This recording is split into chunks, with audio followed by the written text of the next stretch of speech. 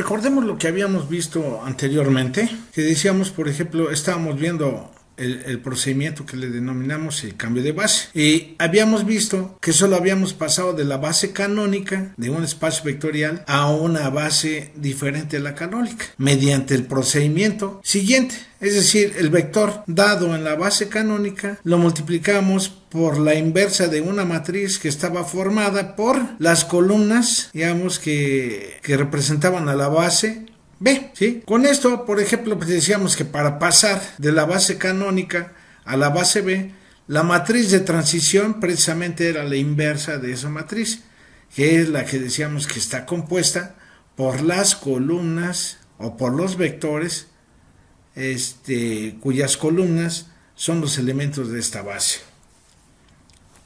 Sin embargo, si queremos pasar, por ejemplo, de la base B a la base canónica, entonces el procedimiento sería al revés. Al pasar de la base B a la base canónica, entonces la matriz de transición de aquí para acá sería la inversa de esta matriz, es decir, la inversa de la inversa, pues que es la matriz B, donde esta matriz B, recordemos que es la matriz cuyas columnas son los vectores de esta base.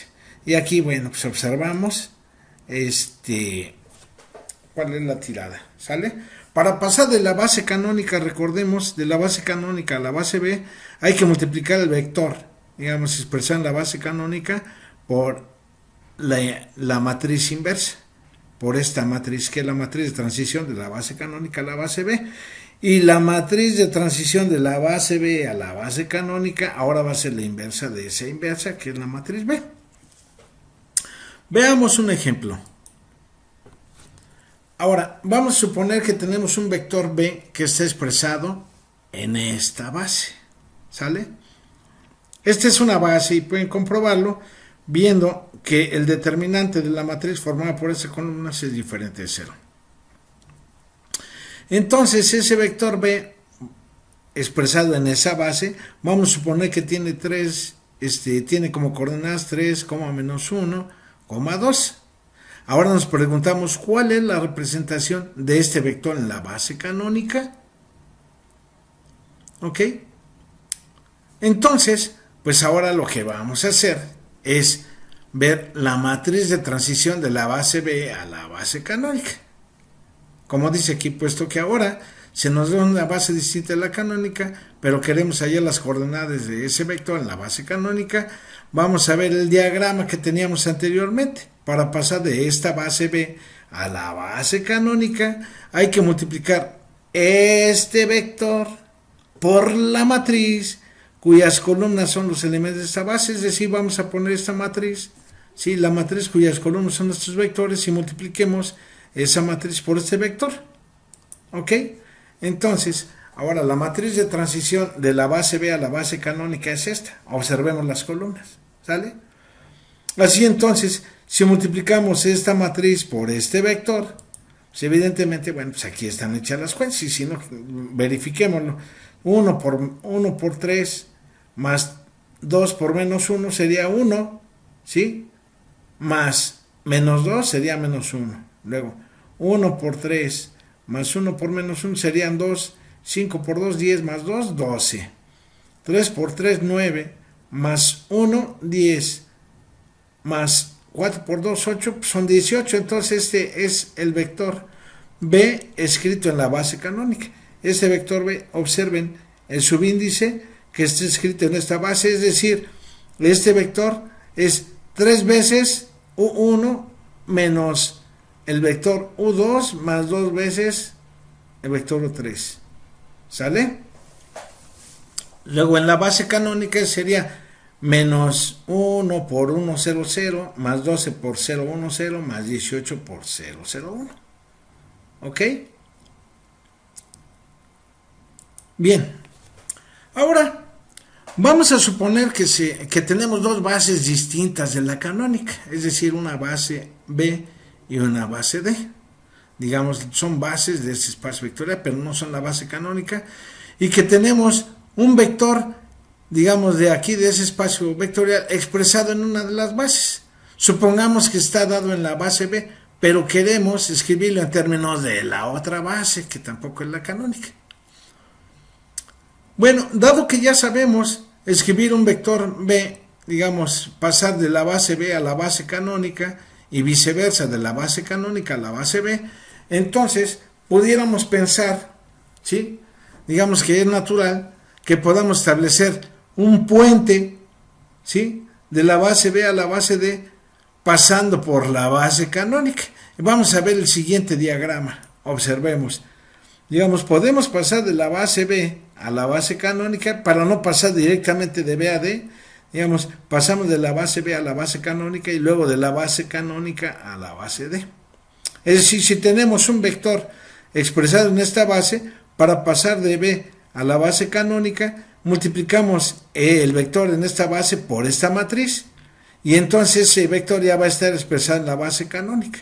Y ahora, para pasar de la base canónica a la base D, recordemos que tenemos que agarrar la inversa de la matriz compuesta por las columnas de esta base, que sería, vamos a llamarle D, y entonces calculamos la inversa, y entonces al vector escrito en esta base lo multiplicamos por esta matriz y obtenemos ya las coordenadas de ese vector escrito en esta base. Pero esto, bueno, primero tomaríamos el vector aquí, multiplicamos por B, y entonces a este nuevo vector ahora lo multiplicamos por esta matriz, pero es lo mismo que decir, primero voy a multiplicar por B el vector y luego multiplicamos por la inversa de esta matriz. Entonces, para pasar de la base B a la base D, la matriz de transición, pues ¿quién es? Pues es B por la inversa de D, donde recordemos que B es la matriz cuyas columnas son los vectores de esta base, y D es la matriz cuyas columnas son los vectores de esta base. ¿Ok? Fíjense. Aquí decimos B es la matriz cuyas columnas son los vectores de esa base y D es la matriz cuyas columnas son los vectores de esa base. Y tal diagrama que está aquí nos dice que lo que pues ya sabíamos, para pasar de la base canónica a la base multiplicamos el vector, digamos, que está escrito en la base B por la matriz B, que es la matriz de transición de B a C, para obtener, digamos, este vector. Ya está en la base canónica. Y ahora, para pasar de la base canónica a esta, pues hay que multiplicar este vector por la inversa de esta matriz, ¿sale?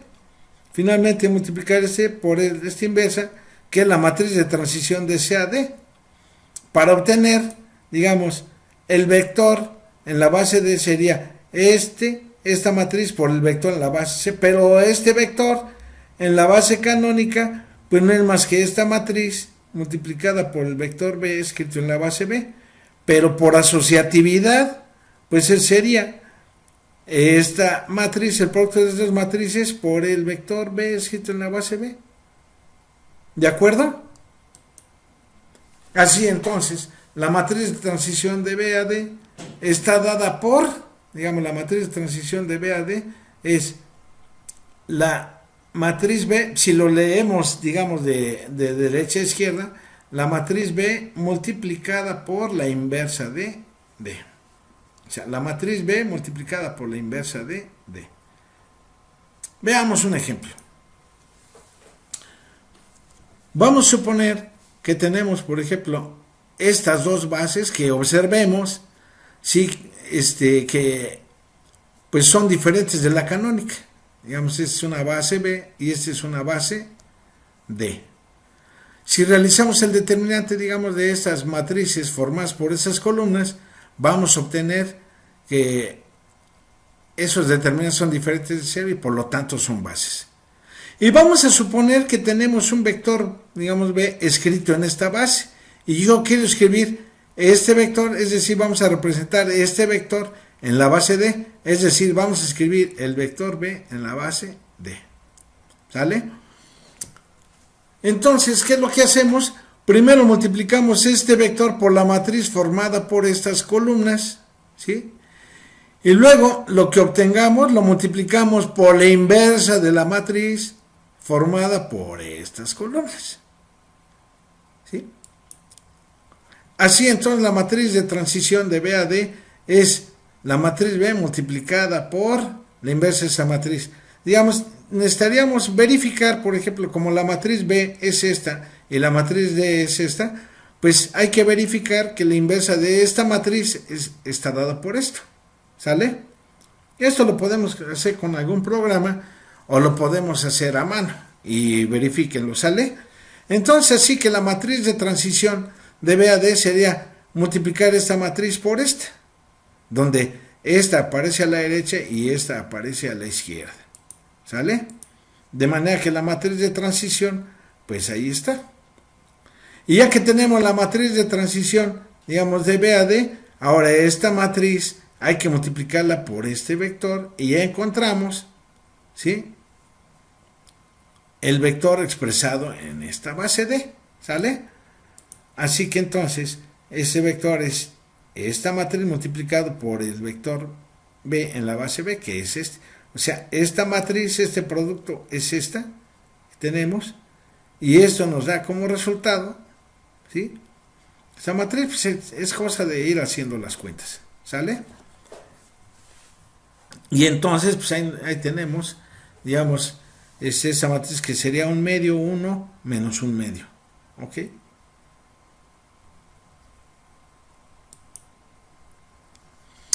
Ahora vamos a ver una forma muy sencilla para no tener que realizar tantas multiplicaciones de matriz. Una forma sencilla para calcular la matriz de transición de una base que no es la canónica a otra base que no es la canónica, es decir, de la base B a la base D. Hacemos como sigue. Consideramos, digamos, una matriz, digamos, aumentada, donde fíjense, para pasar de la base B a la base D, ponemos del lado derecho, digamos, como una matriz aumentada especial, ponemos del lado derecho la matriz B y del lado izquierdo la matriz D. Ahora lo que vamos a hacer con esa matriz, le aplicamos operaciones elementales para llevar esto a la forma escalonada reducida, ¿sale? Y la forma escalonada reducida debe de ser esta. Como esta matriz es invertible, entonces esta matriz va a ser equivalente a la identidad, y lo que obtengamos de este lado evidentemente va a ser precisamente la matriz de transición. La matriz A es precisamente esa matriz de transición de la base B a la base D, ¿ok? Por ejemplo, para R2, sí, vamos a considerar estas bases. Y aquí es muy sencillo verificar que estas efectivamente son bases, porque el determinante de la matriz formada por estas columnas es 5 por 3, 15 menos 2, son 13, es diferente de 0. Y la matriz, el determinante de la matriz formada por estas columnas sería menos 20 menos 2, sería menos 22. Entonces son claramente dos bases para R2. Ahora, queremos hallar la matriz de transición, ¿sí? ¿Sí? De esta base a esta. Pero ¿por qué? Porque queremos representar este vector que está escrito en esta base. Vamos a representarlo en términos de esta otra base. Para hacerlo, bueno, vamos a hallar la matriz de transición como me dice este procedimiento. Vamos a poner primero la matriz D, que es la formada por estos vectores, las columnas como estos vectores, y del lado derecho aumentamos con la matriz formada por esos vectores, ¿sale? Ahí está. Aplicando, digamos, operaciones elementales, digamos, a esta matriz para no estar realizando productos, obtenemos que la forma escalonada reducida de esta matriz es esto. De manera que la matriz de transición de la base B a la base D está dada por esta matriz. Podemos aquí sacar como factor común un 22avo, si ustedes quieren, ¿sale? Y ahí está, que tenemos esto.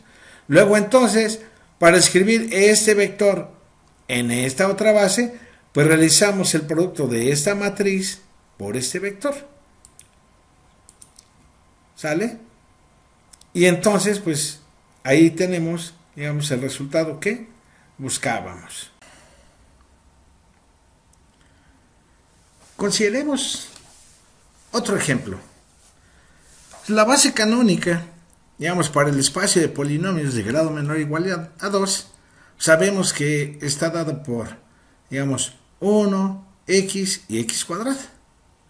De manera que si tengo, digamos, un vector, digamos, como un polinomio en este espacio, entonces este vector es de esta forma. Así que la representación en coordenadas, digamos, de este vector B en la base canónica, pues son precisamente las componentes de este polinomio. Así que tenemos que este vector B en la base canónica es A, B, C. O sea, son las coordenadas de este polinomio escrito en esta base. Es A por 1 más B por X más C por X cuadrado. ¿Ok? Luego, por ejemplo, si yo tengo una base, digamos, diferente de la canónica, donde tengo la primera componente como un polinomio P1, la segunda como un polinomio P2 y la tercera componente como un polinomio P3, por ejemplo, tengo tres elementos, digamos, que son linealmente independientes y generan a P sub 2 y son diferentes, digamos, de estos elementos. Es una base que no es la canónica. ¿Sí? Donde decimos que P1, P2 y P3 son polinomios de grado menor o igual a 2. Entonces, la matriz, digamos, B asociada a tal base, es la matriz cuyas columnas son las representaciones de estos polinomios en la base canónica. Es decir, por ejemplo, la base B, digamos, es el polinomio P1, digamos, lo podemos poner como esta columna, el polinomio P2 así como otra columna y el polinomio P3 como otra columna. Sí, en realidad es una matriz de 3×3. Por ejemplo, vamos a expresar este polinomio de grado menor o igual a 3, de grado menor o igual a 2, que es un polinomio de grado 2, en esta base, ¿sí? Que no es la canónica. Podemos checar que esto es una base por lo siguiente. Fíjense, la matriz asociada a esta base, ¿cuál sería? Entonces, tengo la primera columna sería 1, 2 y 0, porque aquí no aparece x cuadrada. La segunda columna sería 0, 3, 5, porque no aparece el término independiente. Y la tercera columna sería 3, 7, menos 1. ¿Sale? Si nosotros calculamos el determinante de esta matriz, es diferente de 0 y por lo tanto los vectores son linealmente independientes, lo cual quiere decir que estos polinomios son linealmente independientes y generan a P sub 2. ¿Ok? Entonces, para pasar, digamos, de la base canónica a esta base, recordemos que tenemos que invertir esta matriz y multiplicar, digamos, la expresión de este polinomio escrito en la base canónica, que sería el vector columna 3, menos 2, 5. ¿Ok? Bueno, al calcular, por ejemplo, la inversa de esta matriz, tenemos esto. ¿Sí? Verifíquenlo y vamos a ver que obtenemos, por ejemplo, esta matriz, que sería la matriz de transición de la base canónica a la base B. Por lo tanto, este vector escrito en esta base debería ser esta matriz multiplicada por el vector 3 menos 2, 5. ¿Sale? Y así entonces tenemos que ese producto es precisamente esto. Lo cual quiere decir que, por ejemplo, este polinomio, ¿sí?, lo podemos expresar como combinación lineal de estos, donde estos son los coeficientes. Si no, hay que checarles, ¿sí? Aquí tenemos 189 octavos del primer vector, menos 3 octavos del segundo, ¿sí?, menos 55 octavos del tercero. ¿Ok? Algunos resultados importantes, digamos, acerca de cambio de base y que merecen ser mencionados son los siguientes. Como teorema, si tenemos dos bases para el espacio vectorial y tengo, por ejemplo, estos dos vectores escritos en la primera base y estos son linealmente dependientes, o sea, estos vectores son linealmente dependientes, sí y solo si, por ejemplo, sus transformaciones, por ejemplo, al pasar de la base B a la base D, digamos, la dependencia lineal se conserva. Es decir, si estos son linealmente dependientes en la base B, también van a ser linealmente dependientes en la base D. En la demostración, digamos, aquí está la prueba, que dice que si tengo la matriz de transición de B a D, entonces la inversa de esa matriz de transición debe ser la matriz de transición de D a B, o sea, yéndonos en el camino opuesto. Por lo tanto, solo vamos a ir en una sola dirección. De una ecuación anterior tenemos que para expresar, digamos, algún vector en la base D, por ejemplo en la base B, entonces hay que multiplicar, digamos, por la matriz de transición y ya lo tenemos. Entonces, esto es para cualquier elemento de B. Por hipótesis sabemos que estos son linealmente dependientes. Luego entonces, si tenemos dos vectores linealmente dependientes, uno de ellos es múltiplo escalar del otro. Así que entonces, si este vector B2 es múltiplo escalar de B1, a multiplicar por la matriz de transición, pues el escalar sale de la jugada, ¿sale? Y entonces, pues este vector está en la base D, lo cual quiere decir que el vector, digamos, B2 en la base D es un múltiplo del vector B1 en la base D, por lo tanto son linealmente dependientes. Como una consecuencia, digamos, de este resultado, digamos, si estos no son linealmente dependientes, deben ser linealmente independientes, ¿sí? Y si son linealmente independientes en una base, pues deben ser linealmente independientes en la otra. Y aquí dice que si tenemos dos bases para el espacio vectorial, entonces estos son, linealmente independientes y solo si en una base, sí, solo si son linealmente independientes en la otra base. O sea, la dependencia lineal, ¿sí?, se conserva al pasar de una base a otra. No importa, ¿sí?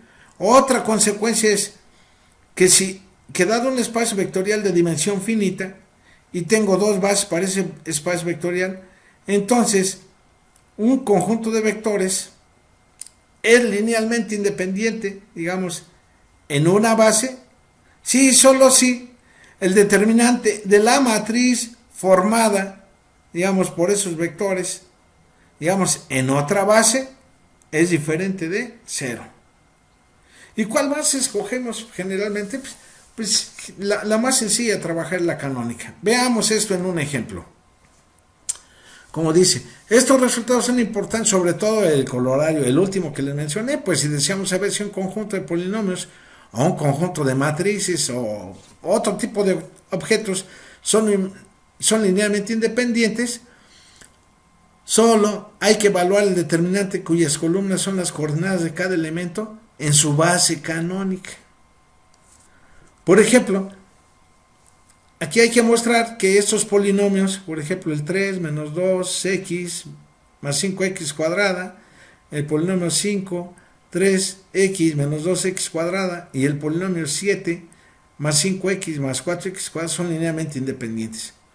Estos vectores o estos polinomios inscritos en la base canónica de P sub 2, recordemos que la base canónica de P sub 2 es 1x y x cuadrada. Y este polinomio tiene como coordenadas 3 menos 2, 5, ¿sale? Digamos, la base canónica para P sub 2 es este. Entonces, este vector como combinación lineal de esta base es 3 menos 2, 5. Y este otro sería 5, 3 menos 2. Y este sería 7, 5, 4. ¿Sale? Y ahí tenemos entonces estos vectores escritos en la base canónica. Por lo tanto, la matriz formada por estos vectores, ¿sí?, tiene como determinante, y chéquenlo, es 154. Como es diferente de 0, pues entonces aseguramos que estos polinomios son linealmente independientes. Espero que haya quedado claro, digamos, la explicación de estos hechos, y posteriormente vamos a realizar unos ejercicios en el pizarrón, ¿sí? Y bueno, pues nos vemos posteriormente. Gracias, hasta la vista.